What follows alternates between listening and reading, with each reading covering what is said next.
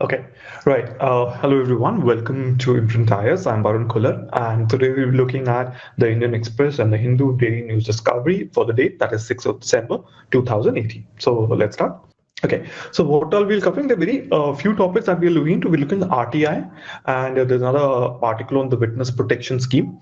We look at the RBI bi-monthly policy and COP24. There's obviously an analysis of the aviation industry.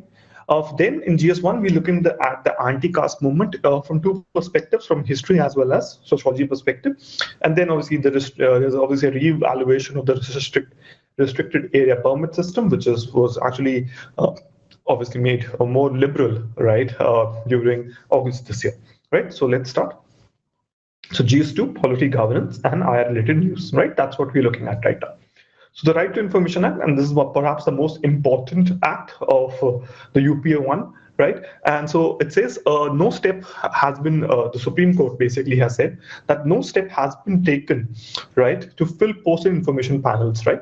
So what the Supreme Court is saying that is that the posts in Central Information Commission and most other state information commission are lying vacant, and no steps have been taken, right, to fulfill them. And so it is basically the governments at various places such as West Bengal, Andhra, Odisha, Telangana, Maharashtra, Gujarat, Kerala, Karnataka, right, need to basically submit a report that what steps have been taken to fulfill these posts, right? Because there are a lot of vacancies, right? And what has happened is because of the fact the CIC was functioning with only 3 commissioners, right? Pendency has risen to 26,000, right? And obviously, the advertisement which was basically given out by the central government for the post of ICs and the CIC did not specify the salary and tenure. So again, that is there. There were 8 vacancies, right, including that of the chief CIC in the Central Information Commission. That's what this article is talking about, right? So this is something that definitely you should go through, right? Other than that, what actually you should go through is our class notes, right? So this, right? So let's look at this. So right to information, RTI obviously is a path-breaking legislation which signals the march from darkness of secrecy to the dawn of transparency. It lights up the mindset of the public authorities, which is crowded by suspicion and secrecy, right? And obviously it's exercise in openness of public power.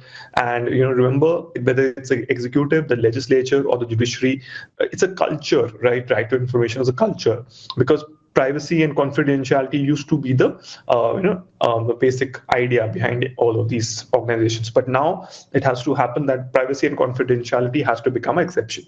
Then effective implementation will create an environment of vigilance, which will affect promoting the functioning of a more participatory democracy, right? And let's say if you're writing an answer on RTI, I think this is this quote that I'll always ask you to quote. So James Madison says, "A people who mean to be their own governors must arm themselves with information that knowledge gives." And this is from the ARC report. The 5th ARC report is on right to information. Now, the next question would be, what would be the significance of RTI? Now, please remember, right, without the information, right, it can't strengthen participatory democracy, right? And if you think about, government, how can a government be people-centric without RTI? So it is necessary. It has given information which has empowered the poor and weaker sections of society, right? It has been able to get information about public policies and actions. Now, public records are open to scrutiny. It's an antidote to basically despotic bureaucracy. It's basically exposes critical gap between government policies and implementation. It promotes awareness among masses, right? It minimizes corruption. It bridges trust deficit between the government and the people, and it has improved, the delivery of goods and services. It has made administration more responsible. It's a constructive criticism of the government, and obviously, remember, it's a feedback system as well. Okay, just to have an idea, how does the RTI will work in any system, right? In any government. So normally, what happens is we have an assistant public information officer, then we have the public information officer, and the information commission, and the High Court and the Supreme Court, right? So that is the hierarchy that way. Remember, the Act does not extend to the CBI, IB, RAW, NSG, CISF, etc. Right, and obviously the sub judice matters, third-party info, trade secrets are also out of its scope, right? But if you think about it, the Information Commission have been established at the state and center level, and these bodies are highly empowered, and they can look into complaints and decide appeals. And what it has done is, remember that this has allowed for a different type of bureaucratic setup, right, which can actually overlook the existing one. What's the problem? The CIC has, obviously always normally vacant, right? There's a lack of regional offices in CIC and SIC. There's lack of funds also for RTI still, right? And since 2014, there has been a regular, plan by this existing government. I think it's between all government's offices, and all the bureaucracy basically wants RTI to go. So that's the main problem. Now the question is, what is the problems of RTI? Remember, it's a very costly, right, affair, and obviously you have the option to apply to any PIO, and it has a 30-day flexible clause, which is not, which is not flexible. So what happens is the 30-day clause, even if let's say there's disaster, there's cyclone, you have to actually give information, and sometimes this assistant PIO is also, doing other jobs. So actually, there's a need for a separate PIO, and that is something that needs to be done, right? Obviously, this is misused for personal grudges, right, and obviously against business competitors, right, and because there's no additional infrastructure and staff for this, and that's something that, separate budgets needs to be allocated, and that was not mentioned in the act. Then, there's poor training facilities for PIOs and APIOs. There's improper management of record, and what actually the vision of the act is actually that we should have voluntary disclosure. That has not happened. Okay. On the other side, if you look at the demand side, people don't have enough information, awareness how to file RTIs. There's constraint in application and inspection of records. There's lack of uniformity. Sometimes the DC is the PIO, and sometimes there's the inspector. So the huge difference in the quality of the information that you'll get from different sources. That's a big problem. Then recommendations, right? If you remember, ARC recommendations is that the Official Secrets Act should be repealed, right? And replace the oath of secrecy by the oath of transparency. And what has happened is that majority of the people who are RTI commissioners are actually bureaucrats, right? So that needs to go, right? It tends to be a post-retirement job for an IS officer, right? And then clear, unambiguous guidelines should be determined whether NGOs are under the purview of RTI or not, right? How, public. So that is a big thing that I would say. Then the recommendations for strengthening RTI, commercials, common service center can be used for receiving RTI requests from rural population. So e-Sampark should be used for that. And third-party audit of implementation of Act by a department should be done mandatorily. There should be mandatory appointment of PIOs in all panchayats. We should take steps to upgrade RTI to e-RTI, and that has happened, I think, in a lot of places, right? Media awareness week also should be there, right? There should be very clear understanding that, what kind of right to information is available for all flagship schemes. So there should be very clear monthly, bi-monthly reports, suo motu reports, which should be voluntarily disclosed in all schemes, right? Now, obviously, the famous cases of RTI. Remember this? The RTI case study has come in UPSC already, right? So, famous cases due to RTI has been Chandigarh is a smoke-free city because of the RTI application of Hemant Ghosh. Right, absconding teacher, issue has been solved in the Panchapur district, right, of Banda. Then Panchapur village, that is district Banda. Then scholarship for students, Telangana village, because RTI was filled, the scholarship was given, right, which was not being implemented. Then there was a pond scam in Kushmal village in Odisha, that was also taken care of. Then school uniforms were not distributed, that was also done, just because of the impact of RTI. Right. So all said and done, RTI is definitely a boon for the people of India, and this needs to be corroborated with the Citizen Charter and the Right to Service Act. Okay. Now, obviously, the issue of the Official Secrets Act. So this is another problem that is it. Remember, the Official Secrets Act is the most contentious issue in the implementation of RTI. And by most natures, transparency should be norm and secrecy is exception. But remember, the Official Secrets Act is a British era thing, colonial legacy, right? And remember, colonial legacy was basically had created a culture of secrecy. Right. So obviously, there's Section 5 of the OSA and Section 8.2 and 22, right? So now of the RTI. Now there's a clear controversy that what overrides what. Okay, right? So now remember, we need to repeal these Section 5 of the OSA if we need to actually, have the spirit of RTI. So this needs to be done by the government as soon as possible, right? And public servants also, obviously enjoy the discretion to classify anything as secret. So this is a huge issue still, right? Law Commission also has said that this may lead to, right, obviously there's an ambiguous language of Section 5, so this may lead to some controversy. So therefore, we should have a national security bill instead of a official secrets act, and RTI should override anything which is not there in that bill. Okay, so the question, there's lots of questions for public administration in case optional if you have, okay, I think let's look for a general question. Discuss the key issue and constraint faced in effective implementation of the RTI Act, and I think we talked about it. Please write this answer and discuss measures to ensure the independence of CIC. So obviously we can actually have a committee, and maybe we can even have the idea that he should be appointed and ratified by the legislature itself. And that is the right, Vidhan Sabha in case of state and the Lok Sabha in case of the center, and that would be really good. Okay, then we have the witness protection scheme. Okay, I think all of you would have watched a lot of Narcos or maybe a lot of US serials, but you would not have seen something that is there, right? In USA we have a witness protection scheme, and it's very, very strong. FBI especially, you'll see that. But in India we don't have. The Supreme Court on Wednesday put in place a witness protection regime in the country, noting that one of the main reasons for witnesses turning hostile was that they would not be given security by the state. Okay, and they said that the witness protection scheme would come into effect immediately across all states. And under this, witness protection may be as simple as providing a police escort to the witness up to the courtroom, or in more complex cases involving an organized criminal group, taking extraordinary measures such as offering temporary residence in a safe house, giving you a rentee, and relocation to a undisclosed place. So this all should be done, right? And the top court said that the scheme, which is aimed at enabling a witness to dispose fearlessly and truthfully, should be the law of the land till Parliament can actually enact suitable legislation. So, if you think about it, this is judiciary going into the domain of legislature because the legislature has not done.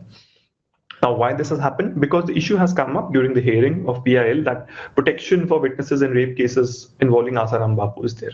And it says that it is alleged that at least 10 witnesses have been attacked already and 3 witnesses have been killed. And this also had happened during the Vyapam scam, right? Everybody who was a part of the Vyapam scam or was even closely related was killed, right?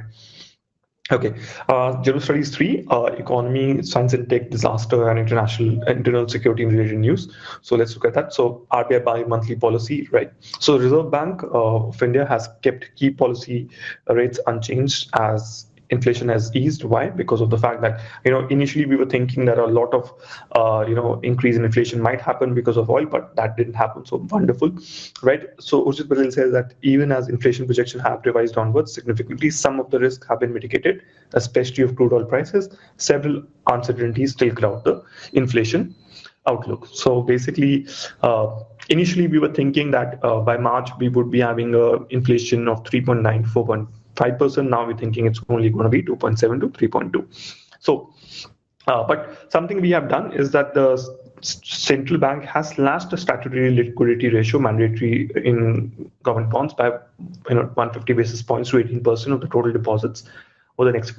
But the problem is, there's no, this is actually a faux pas because normally, even if you reduce, people will tend to actually put the money in the government bonds. So not really useful, but okay, it has given that idea that okay, because remember these SLR will give interest, so I think banks would actually go for this always, right? So that's something that is important here. Okay, okay, so now we are having the RBI Central Board meeting on 14th December. I think we'll get a very clarity on the NBFCs. Right, whether something like that will happen. And RBI has also decided all new floating rate on personal, retail, and small micro enterprises extended by banks, so will be benchmarked with the repo rate, right, of the treasury bill of 91 days or 182 days. So this is also there. Okay, right. So this is something that is there. Okay, let's move ahead. Okay, again the same thing, right? The statutory liquidity ratio has been cut to boost credit right in India, but I don't know whether it will really work because banks love SLR. The only way it works is that if you cut the reverse repo, right? It is 6.25. Reverse repo is 6.25. I think it's too high, right? And banks would like to actually buy, get 6.5 as a repo, right? Take money from the RBI and again park it back, majority of it, right? And they can still earn really well. So most of it doesn't work. Now, you already talked about the fact that it is the oil price decline which is leading to a good outlook that we have about inflation, right? And we also expect the GDP growth rate to be 7.4, right, in 2018-19, and estimated is that we'll have 7.5 for the next year. And the idea should be that, okay, we should believe that global growth becoming uncertain and domestic growth, consideration slowly taking center stage. And there can be uncertainty, right? Some type of uncertainty can happen because of the China-US issue and the Brexit next year in March.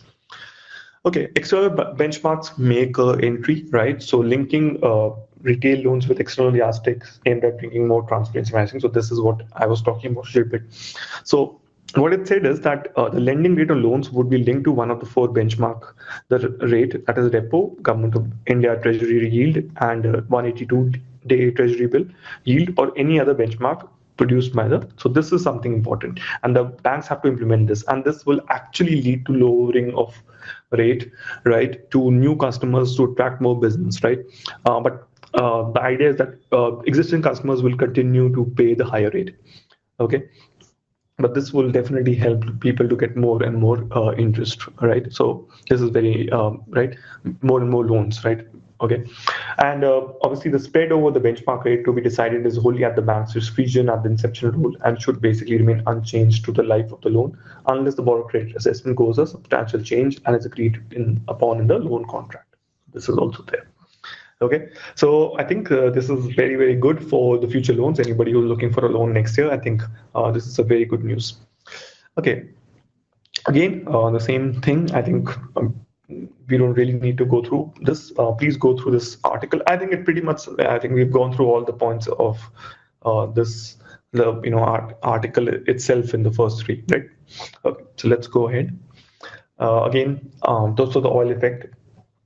So easing of crude prices, lower food inflation sets off pressure on RBI to increase reverse repo. Fiscal indiscipline can change the scenario. That's what the Indian Express is saying. So it says, on October 5, when the RBI did not raise its benchmark repo rate, even while changing the monetary policy stance from neutral to calibrated tightening, the markets were impressed. They had expected a minimum 0.25% increase in repo rate, right? With one out of the central bank's monetary policy committee actually voting in favor for this. Now, in the latest meeting, again, they have actually stuck to this, okay, right? And even though one member now said that we are now in a neutral position because obviously the oil prices are not that high. Okay, so what is the reason? Obviously, as the answer is oil, and Brent was basically in 2 months ago trading 85. Now it has gone to 62, so it's wonderful, and it's expected to basically be approximately around the $70 mark. So wonderful. Inflation risk further receded with food prices also entering the deflation territory. We're having a glut, right, and that was also causing usual distress. The MPC statement has pointed to private consumption falling on the account of the moderation rule demand, and that actually is very, very de-stressing for us, I think, in some ways. The fact that negative food inflation along with oil weakening and recovering has changed the outlook for interest rates. Okay, so the story is the same. There is one elephant in the room that is, however, can make a pause of interest rate cuts, right, difficult. It is the general elections 4 months ago. And obviously risk of physical slippage would weigh on the minds of RBI MPC, but obviously there's a problem, right? What this editorial says, ideally it should be the time for the state and central government to restore excise duty and value-added taxes on diesel and petrol to the pre-October level, considering that the global oil prices have softened. But that would be too much to expect because the problem is very simple. Elections are next year, and if this government wants to come back, they have to care two hoots about physical discipline. Okay, COP24, right? So obviously, the idea is who will pay for the climate cleanup, and that has been the biggest issue, right? So what Amitabh Sinha, who's at Katowice, Poland, right? He says money has been central to many a fight at the climate negotiations, right? And then that's the basically thing. And he says the United Nations, framework for Convention for Climate Change and the Mother Agreement of 1992, the Rio Summit, under which climate change talks have been taking place, that requires that group of rich and developed countries, right, to part from other things, provide financial assistance to developing countries to deal with climate change, because obviously of the fact that it was them, right, who actually for 150 years caused climate change and have actually caused a climate problem, right? And obviously it was difficult to get developed countries to commit themselves in writing to providing this money. This happened after a lot of struggle at the 2015 meet at Paris, even though $100 billion figure, which they have agreed to mobilize for every year for developing countries, was not mentioned in the agreement itself, but it was a part of other decisions. But the written agreement has not ended, has not ended the fight, and obviously has not assured developing countries a steady supply of at least $100 billion a year. And the fight is playing out in different ways, and obviously in the most contentious issues in Katowice, where the countries are trying to agree on the rules that will govern the implementation of the Paris Agreement. The first thing they have talked about is the framing of the rule book, right? And what kind of standards would be there for measuring emissions, processes for monitoring, reporting, and verification of various actions taken out by this. So a huge discussion is going on there. The Paris Agreement actually makes it incumbent upon developed countries to communicate every 2 years and in advance indicative and quantitative information on the money they would be providing to developing countries. And it also make the information, right, whether the money was actually available. But remember, the track record of developed countries in fulfilling their finance commitments has been disappointing. They have been accused of, obviously, by developing countries of double counting, initiating claims, repackaging existing aid monetary as climate finance, and ignoring the requirements of adaptation activities. So again, huge issue, right? Look at the report of OECD. It claimed that nearly $62 billion in climate finance has flown, right, in until the previous years, while India puts that it is just 2.2 billion, right? So again, huge issue, right? OECD report, which came out last month, that the money was flowing from developed countries to developing countries just from government sources, has increased from 37 billion to $54 billion, a 44% increase. But however, the UNFCCC Standing Committee on Finance has said that it was not just for total climate finance was not just from government sources, was just $33 billion and $38 billion. So it was lesser than what the OECD is actually claiming. So it definitely needs to be scaled up. And obviously this goal of $100 million is very meager to the actual need, right? And even if this is becoming a problem, though definitely climate change is going to come up and going to really create a problem. Okay, so further, I think we'll discuss the Katowice commitment. All right. Okay, so what is this? So 5 Europe-based multinational banks together pledged to employ cash line with them to nudge clients away from polluting business. So that is what Amsterdam-based ING has issued on the Katowice commitment, right? And he says we have 5 international banks with combined loan of 2.4 trillion, and basically what they're saying, they want to move people from actually taking less carbon centric investments, and that would be, I think, a very good idea. Okay, then they have this Katowice also has recognized that transport sector is responsible for 14% of the global greenhouse emissions, and obviously here also they would like to go towards electro-mobility partnership, and more electric cars should actually be used, right? And that should also be there. So zero emission vehicles, deployment of them. So that declaration also has been done here. Okay, India drives rise in CO2 emissions, and that's a report. Please note this data, right? So it says the global emissions of carbon are all set to a high, and obviously emissions by India, and we have, I think, 65% of our emissions are under this, right? India, which is already the third largest emitter of CO2, right, and likely to be 6.3% more than that, and likely to touch 2.62 billion tons. Okay, per capita, not that bad, but it's not that going to be great. China continues to be the largest emitters of the emissions of the world, 10.3 billion, right? USA is the second, 5.4. So again, if you think about it, India does need to do something, right? We are going towards a lot of renewable, but we still are very, very carbon, centric, and 65% is there. And this is here, actually you can draw this diagram in your answer, right? Well, please copy these diagrams in your notes, right? This is necessary. Please cut it in case you want to. Okay, take this article from the Hindu and cut it. So carbon emissions are at a high of 37.1 billion at 2018, according to the University of East Anglia and the Global Carbon Project. So you actually need to search what is the Global Carbon Project here also. Okay. And India emissions is growing, right? And CO2 emissions are growing and growing and growing. And that's what this is talking about. And the 10 largest emitters, they mention them, please note them. So it is China, USA, India, Russia, Japan. So India is third already, right? We're having a high ranking at something at least. Okay, Japan, Germany, Iran, Saudi Arabia, etc. Okay, so this is going to be a huge problem, because then limiting the temperature below 2 degrees would need carbon dioxide emissions decline by 50%. So this 37 billion has to come to something like 18, and I don't know how that's going to happen. Okay, then another side point: air pollution kills 7 million. Please note this. It says that exposure to air pollution causes 7 million deaths and estimate 5.1 trillion loss in welfare. So this is something that you need to talk about. Okay, let's look at the next topic, as aviation industry. So obviously the crisis, are there three mainly listed airlines, Indigo, SpiceJet, have slipped from profitability to steep losses in the first 9 months. And obviously it is because of the rise in crude oil, right? And 40% increase. So basically something has to be done, right? And fuel cost, obviously airlines are spending payments of foreign currency for engine lease rentals, because obviously rupee is also falling, right? And this created a huge problem. Hopefully this is short-term cyclical, and India, because it's actually growing very, very fast in the aviation industry, so maybe most probably this would not create a problem in the long run. But experts say an airline closing is unlikely, right? But if it does happen, if fuel prices again increase, I would see another revival of the same Kingfisher issue, and I think all of these airlines would go bankrupt sooner or later. Okay, right. Let's go ahead.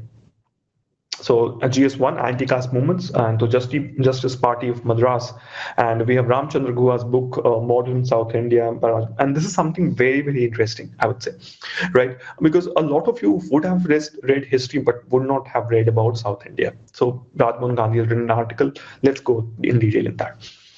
So the author acknowledges in a new book, Modern South India, history from 17th century to our times, right?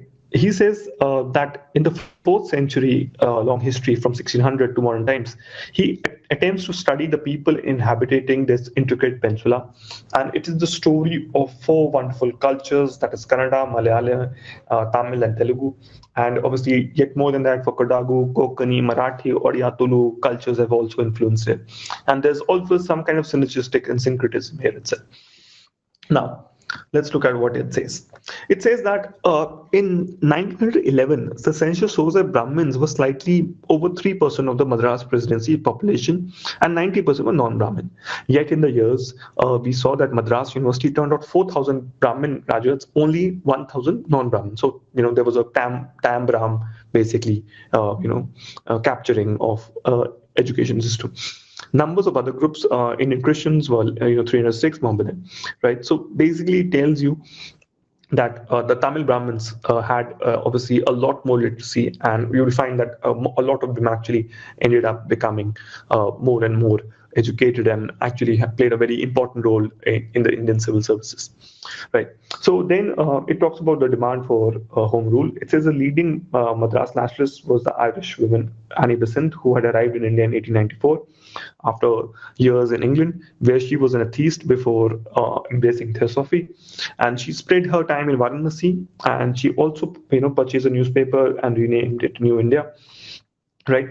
Through the paper, she asked for home rule for India, and though that stand, right, often expressed adoration, right, for India's scripture, her impressive bearing, her eloquence, right. The British and Madras official and civil responded to Besant with this alike, and obviously the new India was for frequently asked to furnish security, which all added to her popularity.